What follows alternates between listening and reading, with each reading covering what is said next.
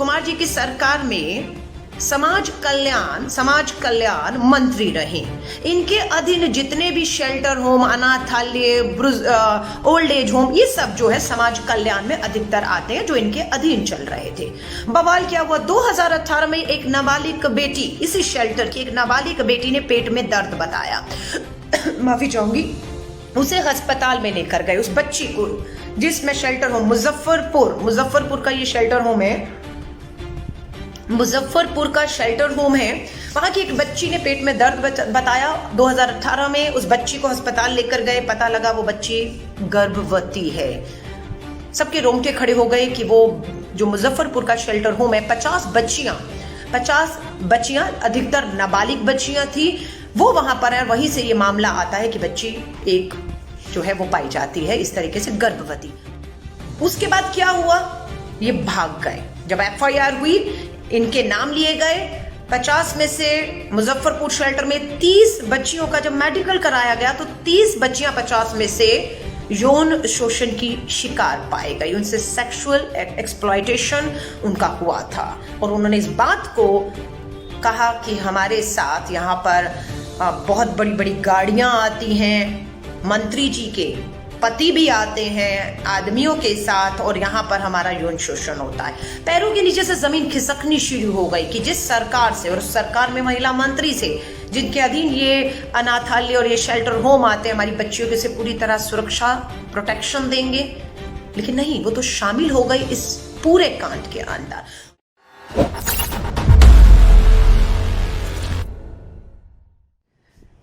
जय हिंद साथियों, आप सभी का स्वागत है। और मैंने बता ही दिया है, लोग पूछ रहे हैं कौन है मंजू वर्मा।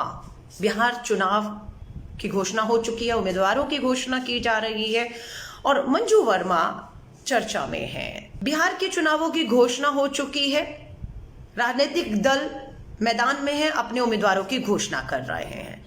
नीतीश कुमार जी ने अपनी पहली लिस्ट जारी कर दी और पहली लिस्ट में एक नाम ऐसा है जो विवादित है। वो नाम है मंजू वर्मा का, जो बेगूसराय से विधायक हैं।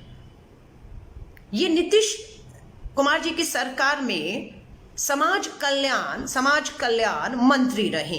इनके अधीन जितने भी शेल्टर होम, अनाथालय, ओल्ड एज होम, ये सब जो है समाज कल्याण में अधिकतर आते हैं, जो इनके अधीन चल रहे थे।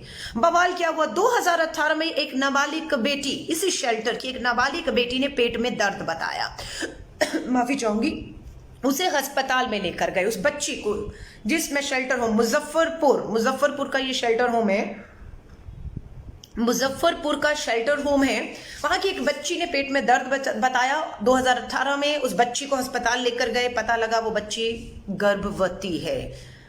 सबके रोंगटे खड़े हो गए कि वो जो मुजफ्फरपुर का शेल्टर होम है, 50 बच्चियां अधिकतर नाबालिग बच्चियां थी, वो वहां पर है। वहीं से ये मामला आता है कि बच्ची एक जो है वो पाई जाती है इस तरीके से गर्भवती। सवाल नीतीश कुमार सरकार से पूछना स्वाभाविक था और उंगली उठी मंजू वर्मा के ऊपर। मंजू वर्मा समाज कल्याण मंत्री हैं, महिला हैं, उनके अधीन ये शेल्टर होम आता है। उनसे जब सवाल किए गए तो आप हैरान हो जाएंगे कि सिर्फ मंजू वर्मा के मंत्री रहते हुए ये कांड नहीं हो रहा था। इसमें मंजू वर्मा जो मेन एक्यूज है और इनके पति शामिल पाए गए। उसके बाद क्या हुआ, ये भाग गए। जब एफआईआर हुई, इनके नाम लिए गए। 50 में से मुजफ्फरपुर शेल्टर में 30 बच्चियों का जब मेडिकल कराया गया तो 30 बच्चियां 50 में से यौन शोषण की शिकार पाई गई। उनसे सेक्सुअल एक्सप्लॉयटेशन उनका हुआ था और उन्होंने इस बात को कहा कि हमारे साथ यहाँ पर बहुत बड़ी बड़ी गाड़ियां आती हैं, मंत्री जी के पति भी आते हैं आदमियों के साथ, और यहाँ पर हमारा यौन शोषण होता है। पैरों के नीचे से जमीन खिसकनी शुरू हो गई कि जिस सरकार से, और उस सरकार में महिला मंत्री से, जिनके अधीन ये अनाथालय और ये शेल्टर होम आते हैं, हमारी बच्चियों के से पूरी तरह सुरक्षा प्रोटेक्शन देंगे, लेकिन नहीं, वो तो शामिल हो गई इस पूरे कांड के अंदर। उसके बाद सुप्रीम कोर्ट हरकत में आया। सुप्रीम कोर्ट ने 12 नवंबर 2018 को बिहार के डीजीपी को फटकार लगाई। बोला अगर मंजू वर्मा, उसका पति, आपने अरेस्ट नहीं किया तो आपको अपनी कुर्सी गंवानी पड़ेगी। सुप्रीम कोर्ट सख्त हो गया, मंजू वर्मा भगोड़ी साबित हो गई, भाग रही थी अपने हस्बैंड के साथ और मुख्य आरोपियों के साथ। घर पे लगातार रेड हो रही थी 2018 में मंजू वर्मा के घर पर। वहां से बहुत से आपत्तिजनक चीजें, हथियार, ये सब चीजें बरामद की गई, जिससे सबूत और मजबूत होता रहा। बच्चियों के साथ जो हुआ वो तो बयान दे दिया जा चुका था और सुप्रीम कोर्ट की फटकार लगी कि आपको 27 नवंबर से पहले, 12 नवंबर 2018 को सुप्रीम कोर्ट ने कहा 27 नवंबर तक आपको मंजू वर्मा, उसके पति और मुख्य आरोपी को कोर्ट के सामने पेश करना होगा, उसको गिरफ्तार करना होगा। लेकिन मंजू वर्मा भाग रही थी क्योंकि बिहार में उसकी सरकार थी, वो तो मंत्री थी, विधायक थी, पूरी तरह से उसे बचाने की कोशिश की जा रही थी। लेकिन सुप्रीम कोर्ट के सख्त होने के बाद 20 नवंबर 2018 को मंजू वर्मा को सरेंडर करना पड़ा क्योंकि पुलिस ने कह दिया अब हम ज्यादा नहीं बचा पाएंगे, हमें आपको गिरफ्तार करना पड़ेगा। अब आपके पास विकल्प है कि आप सरेंडर करें, हम आपको पता है कहां है, पकड़ लें। तो मंजू वर्मा ने अपना सरेंडर किया। कोर्ट ने उन्हें जेल भेज दिया। पति, मुख्य आरोपी मंजू वर्मा को जेल हो गई। सुनिएगा इसको, यहां कहते हैं जीरो टॉलरेंस बच्चियों की। ये तो अनाथ बच्चियां थी जिन्हें नोचा जा रहा था और आपकी देख रेख में नोचा जा रहा था। माँ बाप नहीं थे, अनाथ थी बच्चियां, आपके मुजफ्फरपुर के शेल्टर होम में रह रही थी कि सरकार के अधीन हम सुरक्षित रहेंगे। और आप इन बच्चियों का यौन शोषण करते रहे, बलात्कार करते रहे। बहुत सी बच्चियां एड्स पॉजिटिव पाई गई। जब उनका टेस्ट हुआ तो पता लगा बहुत सी बच्चियों को एड्स है। वो बच्ची एक गर्भवती हो गई जिससे ये सारा खुलासा हुआ। 50 में से 30 बच्चियों का यौन शोषण लगातार हो रहा था। अब बवाल कहां हो रहा है मैं आपको बता रही हूं कि नई आज जो चुनाव 2020 में हो रहे हैं उसमें जब जेडीयू नीतीश कुमार अपनी लिस्ट जारी करते हैं तो मंजू वर्मा का नाम उसमें शामिल होता है। यह है जीरो टॉलरेंस। आप समझ रहे हैं? नीतीश कुमार ने उन्हें टिकट दे दिया और भाजपा, केंद्र की मोदी सरकार अपने सहयोगी जेडीयू को यह नहीं कह रही है कि आप मंजू वर्मा की टिकट काटिए जब तक वो बाइज्जत कोर्ट से बरी होकर नहीं आ जा सकती हैं। उन पे शक है, बच्चियों ने उनका नाम लिया, उनके पति का नाम लिया है और मामला चल रहा है। अगर वो साफ निकल आती है तो बिल्कुल आप उनको आप सर पर बैठाइए। लेकिन जीरो टॉलरेंस मतलब, लेकिन केंद्र की भाजपा और मोदी सरकार जेडीयू की नीतीश को कहने की हिम्मत नहीं कर रहे कि मंजू वर्मा की टिकट कटनी चाहिए। मैं अब आपसे दबाव की बात कर रही हूं। सरकारें अगर काम नहीं करेंगी, राजनीतिक दल काम नहीं करेंगे। मैं कांग्रेस की बात भी करती हूँ, कांग्रेस भी चुनाव बिहार में लड़ रही है, कांग्रेस और आरजेडी के साथ मिलकर लड़ रही है। कोई ऐसा उम्मीदवार जिसपे बलात्कार का आरोप हो, मामला निलंबित हो, कोर्ट में चल रहा हो, उसे जेल हो चुकी हो, चाहे आज वो बेल पे बाहर हो मंजू वर्मा की तरह, मैं आपको कहती हूं मुझे बताइएगा। मैं उसे बिल्कुल कांग्रेस अध्यक्ष सोनिया गांधी जी तक लेकर जाऊंगी कि ये वो उम्मीदवार हमसे घोषित हो गए हैं या हम करने वाले हैं या लोगों को शक है कि हम कर सकते हैं, इन पे ये बलात्कार के आरोप हैं, ये जेल काट कर आए हुए हैं, बेशक बेल पर हैं, लेकिन इनको जीरो टॉलरेंस के तहत हमें टिकट नहीं देना है जब तक ये पूरी तरह से क्लीन चिट लेकर नहीं आते कोर्ट से। मैं आपको चुनौती दे रही हूँ, आप बताइएगा मुझे। लेकिन जब भाजपा की बात है वहां तो जेडीयू से हमें लड़ना है। अब आपसे मैं सिर्फ ये कहूंगी, इस वीडियो को शेयर करिएगा क्योंकि अभी सिर्फ लिस्ट में नाम उम्मीदवार बनाया, अभी नामांकन नहीं हुए हैं।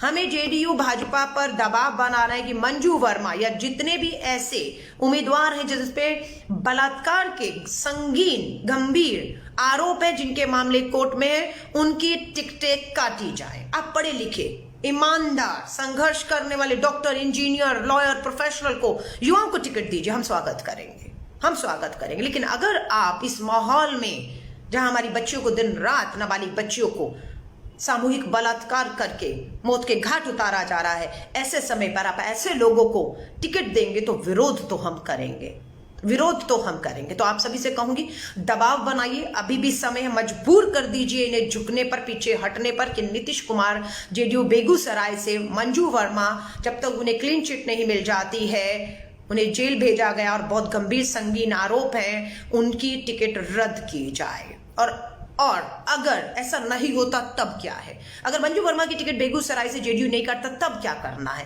तब आपको और मुझे अलका लांबा आपको बेगूसराय में मिलेगी। अगर यही मंजू वर्मा बीजेपी और जेडीयू की उम्मीदवार रही तो अलका लांबा आपको बेगूसराय में मिलेगी। और लोगों से अपील करेंगे कि लोग इस तरीके के लोगों को कतई भी अपना कीमती वोट मत दें। पूरी कोशिश करेंगे। कौन जीतेगा अलग मुद्दा है, पर ये लोग नहीं जीतने चाहिए। ये लोग किसी भी कीमत पर विधानसभा और लोकसभाओं में नहीं पहुंचने चाहिए। ये आपकी और मेरी फिर कोशिश होनी चाहिए। हम जाएंगे बेगूसराय के लोगों को फिर जगाएंगे, उनसे हाथ जोड़कर निवेदन करेंगे कि आप ऐसे लोगों को मत दीजिए। उन्हें कहिए क्लीन चिट लीजिए, आप हमारे बीच में आइए, हम आपका स्वागत करेंगे, हम कहेंगे आपके लिए अपील। लेकिन जब तक सरकारें बलात्कारियों को, अपराधियों को टिकट देती हैं, उनका समर्थन करने वालों को टिकट दे रही हैं, आपको हमें विरोध करना है, लोगों के बीच में जाकर उन्हें जागरूक करना है। और अगर बेगूसराय के लोगों ने अपना कीमती वोट ऐसे लोगों को दिया तो फिर मैं कहूंगी मात्र बेगूसराय नहीं, बिहार नहीं, हाथरस नहीं, उत्तर प्रदेश नहीं, अगर ऐसे लोगों को टिकट दिया तो दोषी कोई और नहीं होगा, दोषी बेगूसराय की जनता होगी कि आप ऐसे लोगों को पार्टियां टिकट देती हैं और आप वोट देते हैं, सर पर बिठाते हैं, वो मंत्री बनते हैं और फिर मुजफ्फरपुर जैसे शेल्टर होम में हमारी नाबालिग बच्चियों को नोचने का काम ये करते हैं। तो फिर दोषी कोई और नहीं, वो मतदाता होगा, वो वोटर होगा जो इन्हें वोट देकर जिताकर सर पर बिठाएगा। फिर पूरा दोष वोटर का है, मैं आपको साफ कह रही हूं। फिर आपके वहां पर आपकी बेटियों के साथ क्या होता है, आपको आवाज उठाने का हक नहीं होगा, क्योंकि आप ही ने तो बलात्कारियों को वोट देकर चुना है, आप ही ने तो हमारी बच्चियों को नोचने वालों को चुना है। अब आपके घर वो आग पहुंच रही है, आपके बेगूसराय की कोई बच्ची असुरक्षित होती है या किसी बेटी के साथ गलत होता है तो कम से कम बेगूसराय वालों को आवाज उठाने का हक नहीं होगा। दोषी क्योंकि आप भी थे, आप ही ने चुना था, आप ही ने अपना सब कुछ और अपनी बेटियों की इज्जत अस्मिता सौंपी उनके हाथ में। और कल को कुछ होता है तो घड़ियाली आंसू कोई मत पाइएगा, मैं आपको कह रही हूँ। कब तक हम सब यहाँ पर बैठकर दूर दराज आपकी आवाज को उठाते रहेंगे, कभी हाथरस की और कभी बलरामपुर की तो कभी मुजफ्फरपुर की, कब तक हम उठाएंगे? आपको आगे आना होगा, आपको फैसले करने हैं। तो मैं आप सभी से कहूंगी, अपील कर रही हूं, पूरी तरह दबाव बनाइए कि जेडीयू बीजेपी की ये जो उम्मीदवार है मंजू वर्मा बेगूसराय से, उसे उम्मीदवारी से हटाया जाए। अगर जेडीयू बीजेपी अपनी इस उम्मीदवार को नहीं हटाती तो मैं मतदाताओं से अपील करती हूं, इन्हें वोट मत दीजिएगा, इन्हें हरा दीजिएगा। और अगर आप इन्हें वोट देते हैं, ये जीत कर विधानसभा में पहुंचते हैं और वही कांड करते हैं जो मुजफ्फरपुर में नाबालिग बच्चियों के, जो गर्भवती होगी, एड्स के शिकार हो गई, जो शोषण की शिकार हो गई, यही लोग बड़े बड़े लोगों को पैसा लेकर नाइट शेल्टर को अड्डा बनाए हुए थे। फिर दोषी आप होंगे। उंगली अपने पर उठाइएगा, जबान सील लीजिएगा, क्योंकि उस समय आप भी दोषी होंगे, मतदाता भी दोषी होगा। अगर आपको हमारे वीडियोस पसंद आए तो प्लीज़ लाइक करें, सब्सक्राइब करें और शेयर करें।